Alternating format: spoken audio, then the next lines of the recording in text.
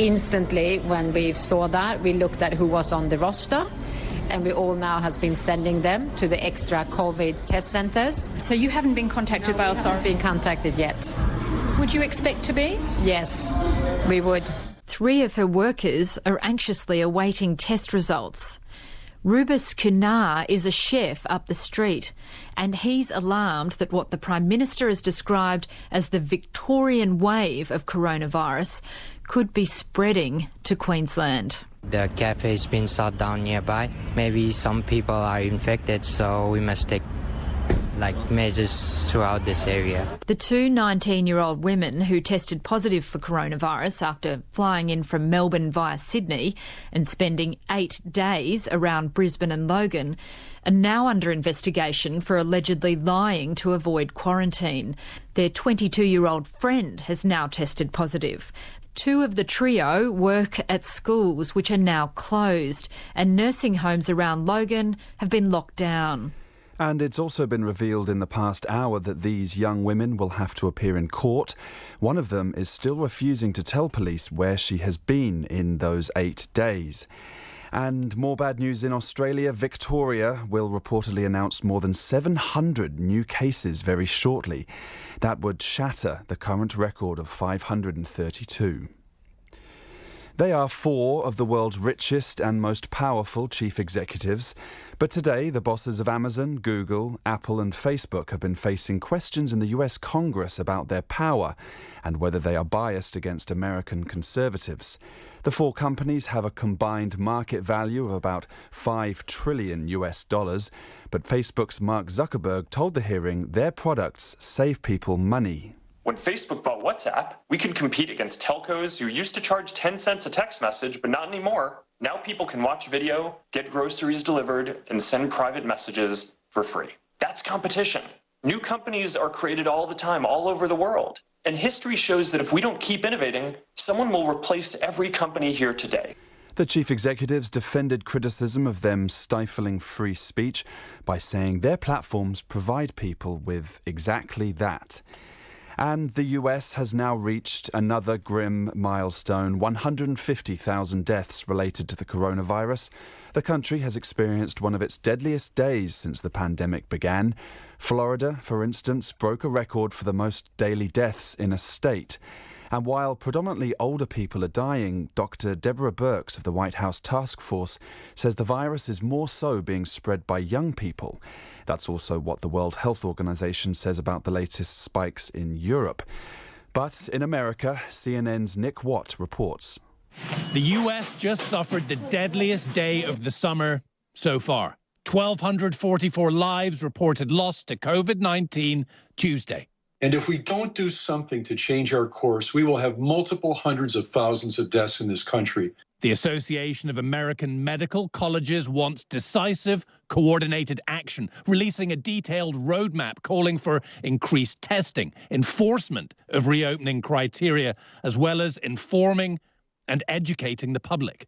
You can look at large portions of our country. It's corona-free. That's not true.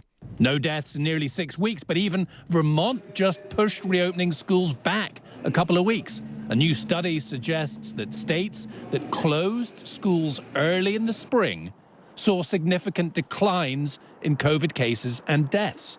The Trump administration wants schools open again ASAP.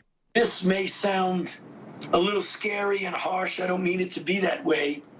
Is that you're going to be actually part of the experiment of the learning curve of what we need to know. Meanwhile, police will now be patrolling the shores of Lake Michigan after Gary, Indiana closed its beaches. More NFL players are opting out of the coming season, including 6 New England Patriots. And Texas is about to overtake that early epicenter, New York, for total case count. California and Florida already did. Case counts right now high, but stabilizing in Florida. We're encouraged in New York, and they've kept it down. Flattening the curve is certainly important, but when you flatten it at a very high level, we're still going to see significant hospitalizations and deaths, several weeks down the road. Soon, Alaska won't let anyone in from the lower 48 without a negative test result.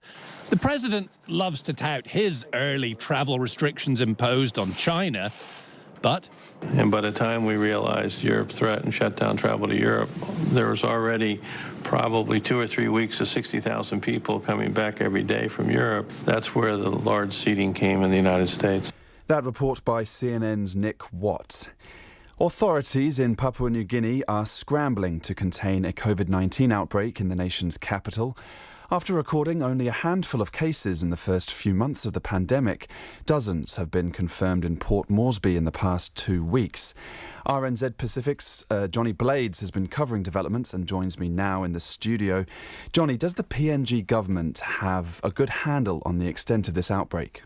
Well, it's clear that until the last week or so, the government underestimated how prevalent COVID was in the capital. I mean, there are 66 confirmed cases so far, 2 COVID-related deaths, but this might just be the tip of the iceberg.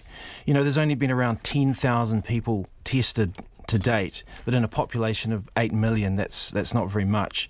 But the testing has ramped up significantly in the past few days, and the government, as of yesterday, has placed the capital in lockdown. But, it did introduce a lockdown back in March and April, but it wasn't necessarily adhered to by the public. And, I guess the same can be applied to adherence to measures like social distancing and hand washing. What about the country's health system? Is that equipped to cope with this wave of new cases?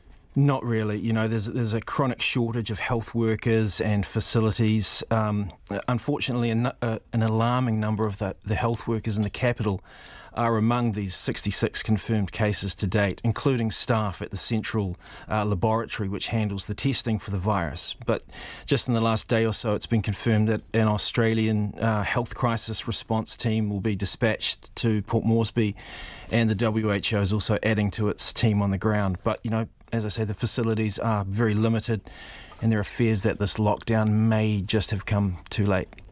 Thanks, Johnny. That was RNZ Pacific's Johnny Blades. Well, under normal circumstances, many of us, myself and Johnny included, would be gripped by the Olympic Games right now. But the pandemic put paid to that. Now, the chief executive of the Tokyo Games, Toshiro Muto, says he can't rule out postponing the event beyond July next year. The BBC's Alex Capstick explains. Toshiro Muto said the biggest challenge was organising a safe Olympics and that it could be done with or without a vaccine for coronavirus. It was too early, he said, to consider a further delay or cancellation, and there was no specific time frame for any final decisions. All sorts of contingency plans, he said, were being discussed, but their only target was making sure the Games were underway this time next year. We will do everything we can to make it to the opening ceremony on July 23rd. That is our mission. Our greatest challenge is to build up countermeasures. If a vaccine is ready, that will be a benefit. But we are not saying we can't hold the event without it. It's not a precondition. Possible measures to counter the virus include a system which would allow athletes from nations on Japan's ban list because of their high infection rates to compete in Tokyo. Limits may be placed on the number of spectators. Mr. Muto said he's interested to learn from Japan's baseball and football leagues, where capacities are currently capped at 500. He also has the task of simplifying the Games, partly to save money.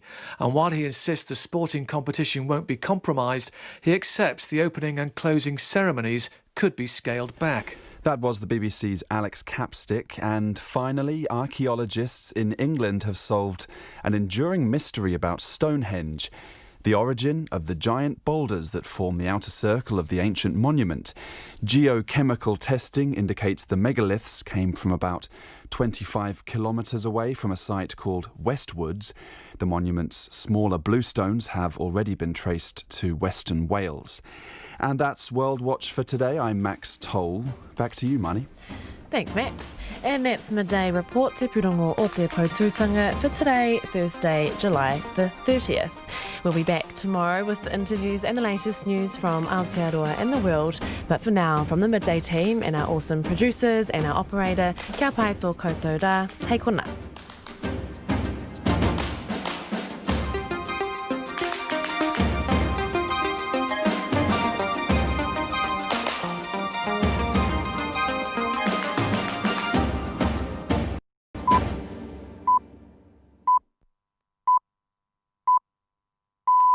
RNZ News at 1, I'm Paul Brennan. The Privacy Commissioner will investigate whether the 2 people found responsible for leaking private COVID-19 patient details should face any consequences. An inquiry headed by Mike Heron QC has laid the blame for putting the information in the public arena squarely on outgoing National MP Hamish Walker and the National Party's former President Michelle Bogue. None of the news media outlets which received the patient details published it. Hamish Walker told the inquiry he leaked the information to the media due to the distress of being labelled a racist in the aftermath of a story about creating isolation facilities in the south.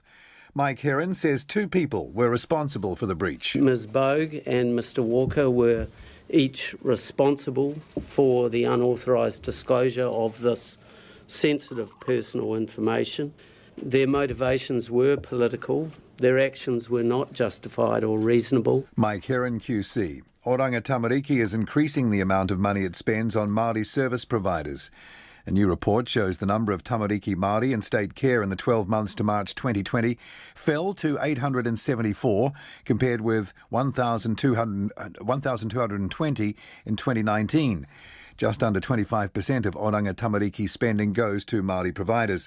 But the agency's Deputy Chief Executive, Hoani Lambert, says that is increasing. And in particular, this year we'll be starting new work in the early intervention space with iwi and Māori organisations, including the Whānau Water Commissioning Agency. Hoani Lambert.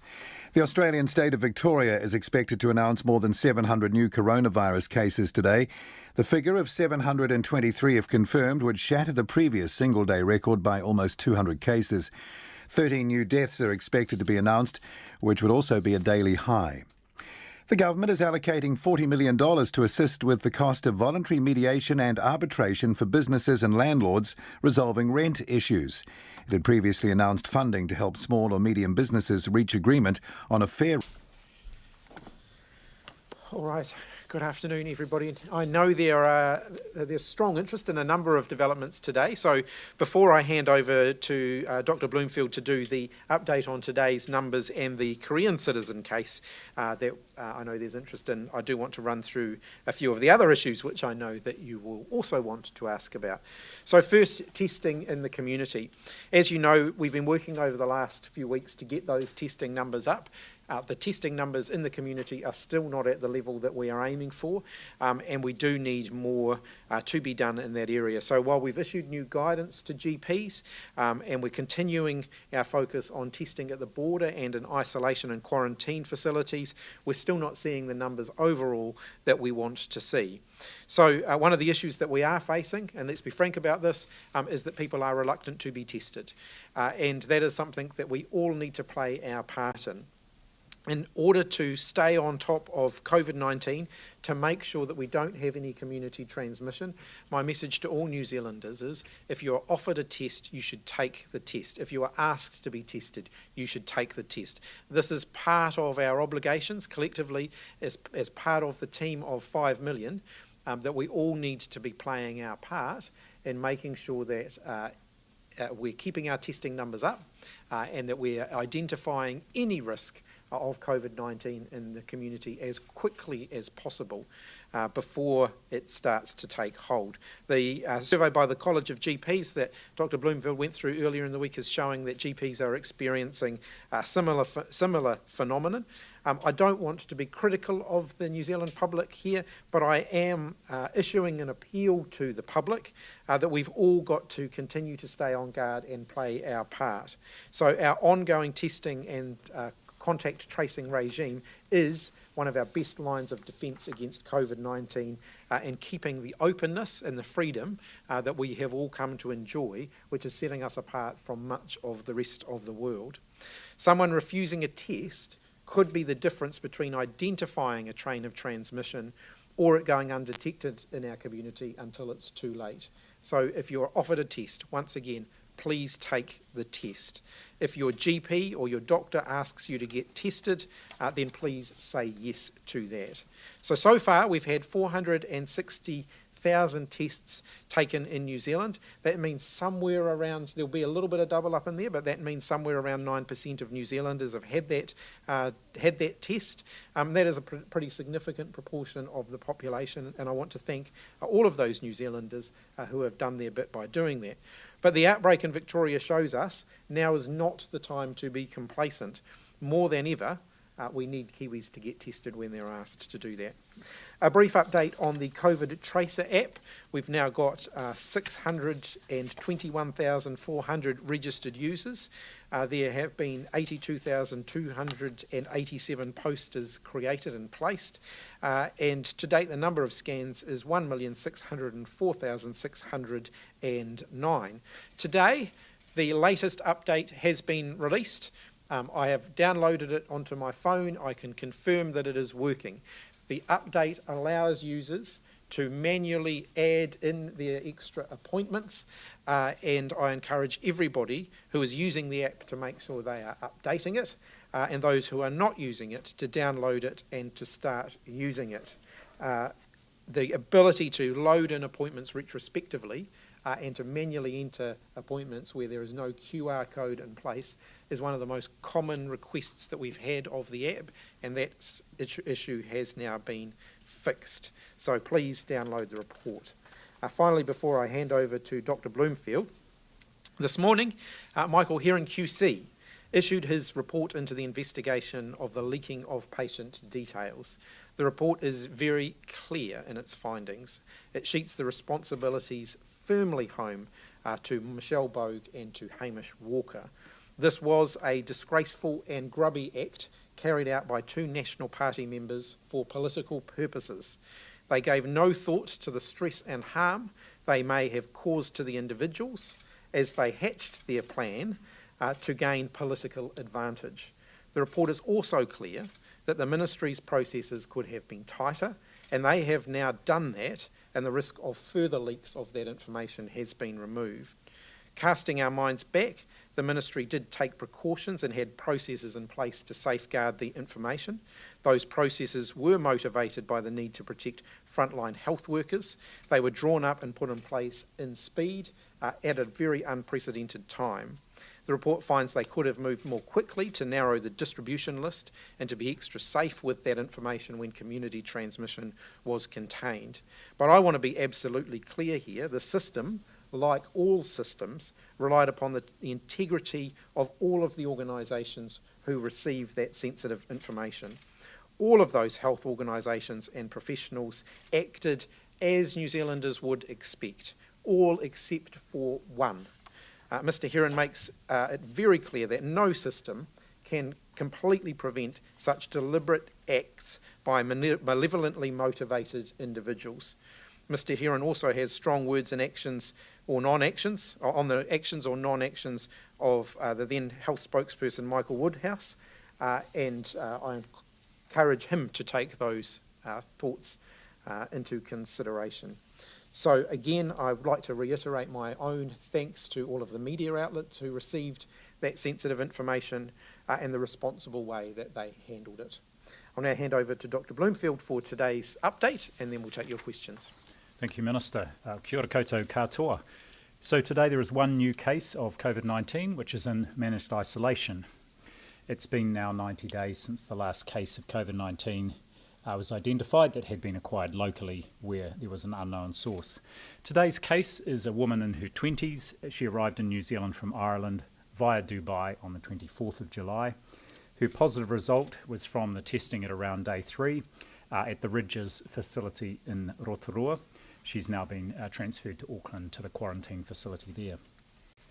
There are no additional recovered cases today, so our total number of active cases is now 24. None of our active cases are receiving hospital level care. Our total confirmed cases now sits at 1,210, and yesterday our laboratories completed 2,523 tests, of which the vast majority, 2,226, were in the community and the balance were in managed isolation and quarantine facilities. So we have seen over the last 7 to 10 days an increase in the community testing, and whilst the number hasn't gone up into the 3,000 or 4,000s, that's partly because we have lower numbers of people in our managed isolation quarantine facilities. A few comments from myself on the report from Michael Heron QC.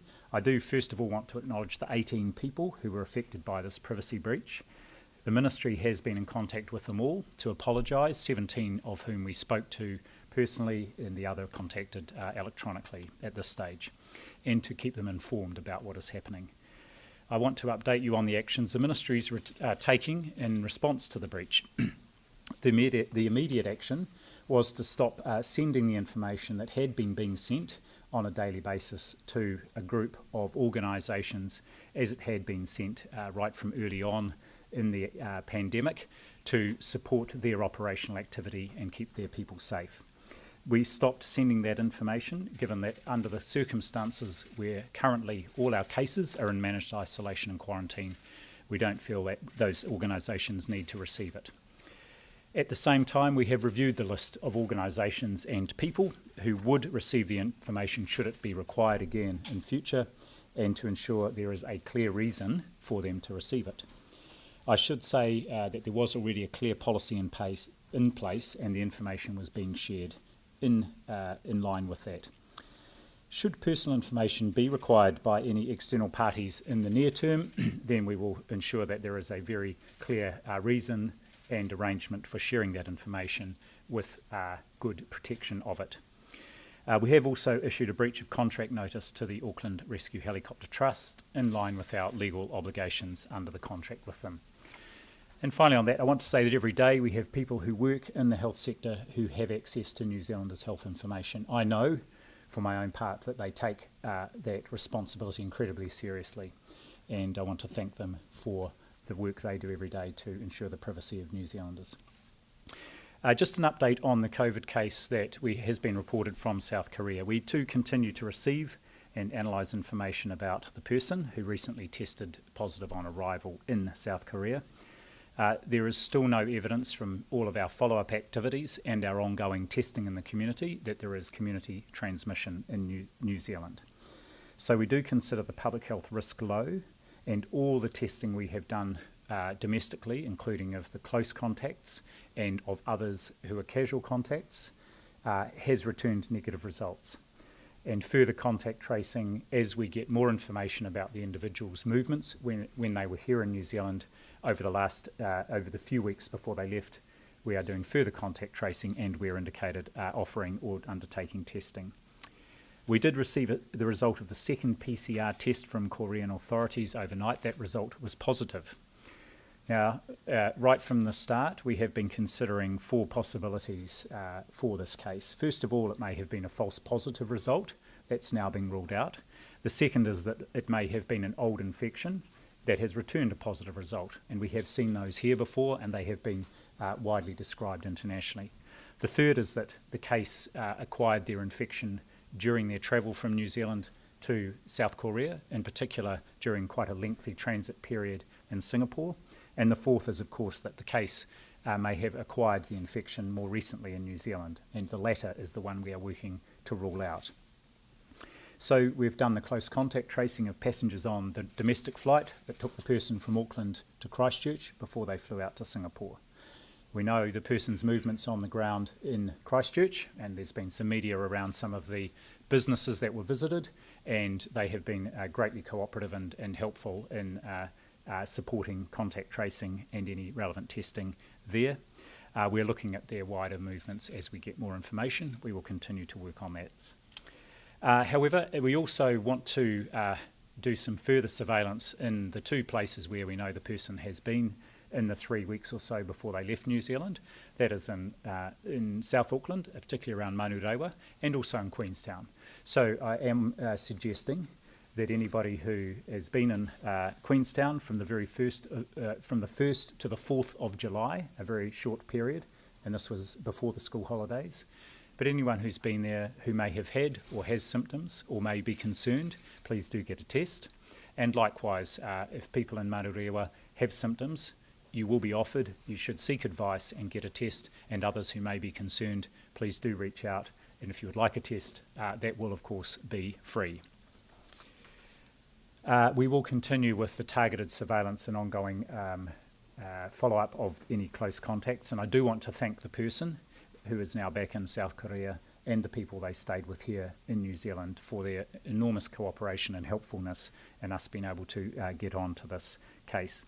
And again, just a reminder, anyone who has concern about symptoms, and those symptoms are respiratory symptoms largely, cough, runny nose, sore throat, difficulty breathing, and of course fever, then they should get advice from their general practitioner or health line. The number is 0800 358 5453. Thank you. Happy to take questions. Breach of contract notice. What are the possible consequences of that? Well, at this point, we will issue the breach and we'll have a conversation with the provider. The main thing we will be looking for is an assurance from them that any information provided to that organisation, most of the information provided every day for their work is health information. So we'll just want assurance from them that their processes and procedures are in place to protect the privacy of that information provided. Should the Ministry have been more careful with that data when it came to encryption of it or password protection? So, of course, we were taking care and that we had a clear policy and we were working to that. I think one of the things that Michael Heron pointed out is that the transmission of the information via email could have been done more securely, and we will now, of course, if we are sharing that information with organisations who need it, we will ensure there is encryption of the information or that it's password secured. Do you think it was correct for this information to go to a CEO instead of actual respondents? I mean, will there be more due diligence on the email accounts of the people that you're sending this information to, and if it's necessary to go to a CEO as opposed to an actual first responder? Well, I think we do have to have confidence that chief executives who are running organisations that are trusted partners will handle any information that they receive sensitively. The Ministry of Health ultimately were following the guidance issued by the Trust as to who they wanted the information sent to. You know, you're never going to have a system. If someone deliberately and maliciously wants to release information, no system can be 100% guarded against that. And I think that finding is very clear in the report. So it is worth remembering too, the system was set up at speed in order to keep people safe. You know, during the early stages of COVID-19, the report's clear that the ministry could have tightened up once we didn't have community transmission anymore. But the report is also clear that it was a very justified response in the environment that it was set up in. Mr. Heron essentially took Michelle Bogut her word that it was not sent on to anyone else other than Michael Woodhouse with similar information.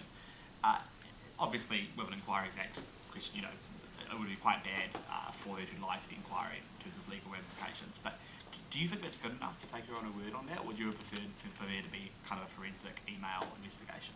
Look, as I said previously when I've been asked about this, we set out the terms of reference. I made my expectations clear, and it is really up to the person conducting the inquiry as to how they conduct the inquiry and what tools they use under the legislative mandate that they have through the State Services Commission.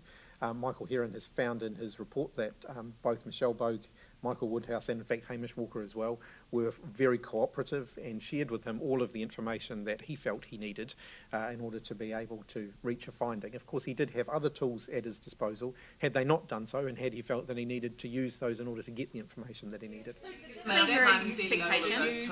Okay, one at a time. Did you give him enough time to use all of those tools? Yes, he had as much time as he needed. I certainly had no feedback that he needed more time in order to be able to complete the investigation. So given that he's taken the word of people who, to your words, committed a disgraceful and grubby act, does that meet the expectations you set out for that inquiry? Look, he's gotten to the bottom of it. He's found out how the information came to be released, which was what we ultimately wanted to do. He's identified improvements to the system that can be put in place to safeguard people's personal information. That's what we asked him to do, and he has done that. So in terms of fulfilling the terms of reference, I believe that he's done that. Would you like to see further consequences for Michelle Bogue or Hamish Walker? Look, they've paid a reasonably significant price already. Any further consequences for them are not within my jurisdiction or my brief. Obviously, the Privacy Commissioner has an ability to investigate. They fall outside of the purview of the State Services Commission. Well, the State Services Commission says when errors happen like this, it wants chief executives to learn from it, fix it, and so on and so forth. Have you learned from this, and how are you fixing it?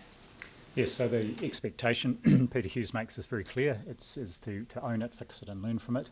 I've outlined the steps we've taken already to fix it. And also what we have done is we're getting an independent organisation to come in and actually look at all our COVID activity at the moment and just do a little bit of a review and audit to make sure that the way we are providing information externally is upholding privacy standards as they should be. So I think that's one of the learnings we've taken, is to look more widely as well. What do you need an audit of the Health Ministry to look after health data? It's not an audit of the Health Ministry. It's specifically looking at, given that a lot of the COVID activity was set up and executed at pace, it's to make sure that we're just having an extra look to make sure that any information being shared is being shared in a safe way that protects people's privacy. To what extent has that distribution list been narrowed? Had it been narrowed? What has it been narrowed to now? Well, the distribution list now is 0, so no information's been shared. And as I said, we have reviewed it. I'll have to come back and just see whether, I think at the time there were 17 or 18 organisations, but I can give an update on the number of organisations that would be on that distribution list should we need to distribute it again in the same way. You're placing on this information going forward, if you were to send it out again, what are those? So one of the first things we can do, and we will if we have to share information in the interim, will be to send it as a password protected file if we're sending it via email. But we are also looking at ways to transmit the information without having to use email, because the health system does have a number of other platforms in place where information can be shared securely, including in an encrypted format. If you're on in New Zealand that have been visited by this person who's now in South Korea prior to their leaving New Zealand, has the Ministry of Health activated the exposure notification feature in the RNZ COVID Tracer app? For the people who may have... The person who is now in South Korea, he visited a Countdown and a McDonald's in Christchurch, for example, and presumably other locations in Auckland. I see. Can I check on that, and we'll include that in the release when that goes out, or we'll follow up with a subsequent piece of information on our website. That's a very good question. For close contact testing for that case, how many close contacts have been tested? How many have been tested? So just a quick run through. There were on the flight from Auckland to Christchurch, there were 10 close contacts, and all have been tested. 9 negative, 1 result pending. On the flight, there were 159 casual contacts. They're not automatically tested, but can be tested if they wish. Likewise, on the flight from Queenstown to Auckland, which is about the 4th of July, there were 6 close contacts. 5 of those have been tested. The 6th was contacted this morning and is being tested today. And in the community, there were 5 household contacts and 2 friends. All have been tested and returned negative results. Bloomfield, would you trust the word of Michelle Bogue and Hamish Walker? I've got nothing further to add from what the Minister's already said in response to that question. Esther, would you trust them? Look, that's not ultimately a matter for me. I don't have to work with them. Was it a matter for the inquiry to get to the bottom of the extent of the wrongdoing and the extent of the breach? Look, it was a matter for the inquiry. I mean, I think the terms of reference are very clear, which was how did the information come to be in the public domain? Did people have it who shouldn't have had it? Were there improvements to the systems and processes that were in place that needed to be made? I think the report has certainly fulfilled those terms of reference. Was that a forensic accounting of Michelle Bogue and Hamish Walker and Michael Woodhouse's email accounts? Do you really feel like you're fully aware of just how far that information went? Look, the inquiry has fulfilled the terms of reference that it had. Weren't the terms of reference fulfilled on the day that Hamish Walker released a press release saying, I did it? I mean, one of the things that we wanted to get to the bottom of is whether there were systems and processes that needed to be improved. I think the report has actually done that. We did want to, just create a factual record of what had happened. How much did the inquiry cost? It's funded by the State Services Commission from within the funding that they have available to do these things. This particular price tag is one that you'd have to raise with the Commissioner or the Deputy Commissioner who's been releasing that today. Darren was paid? No, I don't have You're confident that Michelle Bogue didn't send the information to anyone other than Hamish Walker or Michael Woodhouse? That is what she has said. This issue of people not declining to have tests when it's suggested. Do you have any evidence on that other than this anecdotally, or is it just what you're kind of hearing from the sector? It's what we're hearing from the sector. Certainly, I've had that directly from people in the sector, but also the survey that the Director General went through on Tuesday showed that the survey of the GPs indicated that they were experiencing resistance. Have you had a test, and if so, how did you like it? I have not had a test, no. No, I haven't had one either yet, so I'm pleased in that I've been well, but should it be offered, or indeed should I think there's a necessity, I won't hesitate to go and get one. That's probably like a reason why they're not too keen to, with no community transmission, and the fact that people say it's quite uncomfortable. Is that why you think people are not wanting to take it up? Look, I mean, I think people are, to some extent, feeling comfortable because of the position that New Zealand is in, and they don't necessarily see how important it is for us to keep our testing rates up. And so, you know, I don't think there's any ill intent by New Zealanders here. I don't think New Zealanders aren't willing to take one for the team if they need to. I just think at the moment they perhaps don't accept that they need to. So my message to them is very, very clear. You know, we need people to do their bit. We need people to take the test. If they're being offered a test, they're being offered it for a reason. Please do your bit and help us to make sure that we keep COVID-19 out. You're shifting the responsibility of the testing to the public through this, but do you take any responsibility that changing the case definition sort of 2-3 times over a number of weeks was confusing and it misled the public as to who should get a test when? No, I don't necessarily accept that now. I mean, I think that uncertainty probably hasn't helped, but I think that, you know, for several weeks now, the guidance has been very, very clear, and we're not seeing those numbers coming back up to the level that we need them to be at. We're working very hard to make sure that all those involved in the testing decision-making process are very, very clear that we want to see the numbers coming back up again. They are very clear about that. I am concerned that people are turning down tests. I'm not putting all of the blame back on the public for this. We're doing our bit as well. We all have to accept responsibility for getting the testing rate back up. Do you know that there are 4,000 people a day showing up to be tested though? I don't have a number. We don't record the number of people who are being offered a test. There are the surveys, which again the Director General went through earlier in the week, that give us an indication of the number who are turning them down. We record the number of tests we do every day. Obviously, we don't record the number that are being. GPs are not required to report the number that they offer that are turned down. The problem with the GP system in general, that this is essentially a collection of small businesses who might not have it in their interest to you know, greatly encourage a test in a way that a DHB might. No, I don't think that's necessarily the case. I mean, GP practices are paid for each test that they administer, and I've not seen any suggestion that that's a problem. Could I just add to that, Minister? Certainly this was something that the survey specifically asked of the GPs, and around 800 responded. Were they willing and able? Did they have what they needed? Yes. The vast majority did have what they needed. They knew what the expectation was, and they had the resources. There were a few things that they suggested that would help: clarity around the payment, timely payment, ensuring that they had good access to PPE and so on, which wasn't identified as a problem by anybody at this point. So we'll make sure those things are in place. But I think that the GPs I've spoken with are all absolutely committed and clear about what their role is. All right, we're both on a reasonably tight time frame, so we have two last questions. Jenna? Do you think that Hamish Walker should come back to Parliament and front up about his disgraceful and grubby act? That's a matter for the National Party. Question for Auckland. Health recruiters are reporting a surge in health workers wanting to work here. Why do you think this is, and why does New Zealand continue to have skill shortages in so many areas: psychiatry, nursing, mental health, physiotherapy? I'm not quite sure what the question there is. Is this workers from overseas who are keen to come and work in New Zealand? Yeah, why do you think that is? Oh, look, I think not just in health, but I think across the board there's a lot of people who look at New Zealand right now and think New Zealand's a pretty good place to be relative to the chaos that we're seeing around the rest of the world. You know, New Zealand is doing incredibly well. My message to all Kiwis, of course, is we've got to remain vigilant, as I've said that every day that I've stood at this podium, and will continue to do so. But I can understand why people want to come to New Zealand. We are a great place to be right at the moment. Very last question.